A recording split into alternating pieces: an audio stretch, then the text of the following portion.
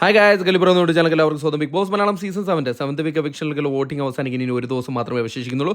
നമ്മളിന്ന് വ്യാഴാഴ്ച രാത്രി 7 മണി വരെയുള്ള ഒരു അൺഒഫീഷ്യൽ വോട്ട് സ്റ്റാറ്റസ് ആണ് നോക്കാൻ പോകുന്നത്. നമ്മുടെ മുമ്പിലുള്ളത് 9 മത്സരാർത്ഥികളാണുള്ളത്.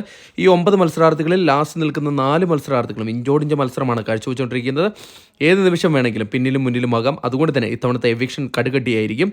അതുകൊണ്ട് നിങ്ങളുടെ ഇഷ്ടപ്പെട്ട മത്സരാർത്ഥികൾക്ക് വേണ്ടി നിങ്ങൾ ഹോട്ട്സ്റ്റാർ കരുത്തിന് വോട്ട് ചെയ്താൽ മാത്രമേ മത്സരാർത്ഥി ആവത്തുള്ളൂ. വരും മണിക്കൂറിൽ കൃത്യമായ വോട്ടിംഗ് വിവരങ്ങളും ബിഗ് ബോസ് സംബന്ധമായിട്ടുള്ള എല്ലാ ന്യൂസും അറിയാൻ നമ്മുടെ ചാനൽ സന്ദർശിച്ച് ചാനൽ സബ്സ്ക്രൈബ് ചെയ്തില്ലെങ്കിൽ ദയവായി ചാനൽ സബ്സ്ക്രൈബ് ചെയ്ത് കാണാം.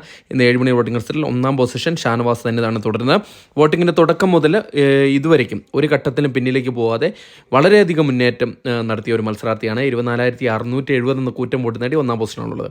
2-ാം പൊസിഷനിൽ വേദ് ലക്ഷ്മി തന്നെയാണ് തുടരുന്നത്.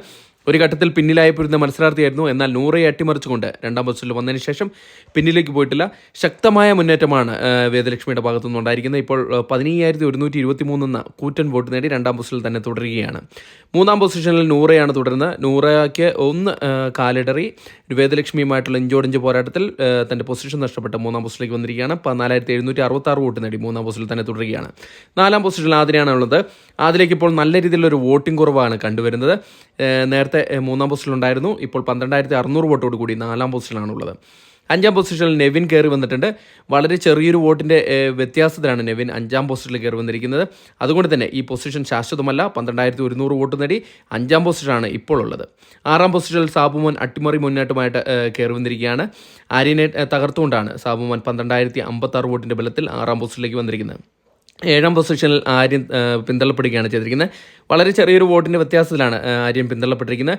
അതുകൊണ്ട് തന്നെ വരും മണിക്കൂറുള്ള വോട്ടിംഗ് നിർണ്ണയമാണ്. 12,007 വോട്ട് നേടി 7-ാം പൊസിഷനാണുള്ളത്.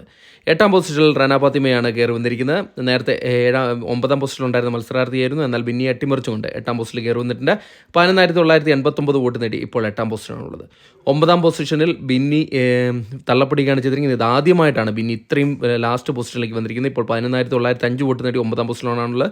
വരും മണിക്കൂറുള്ള വോട്ടിംഗ് നിർണ്ണയം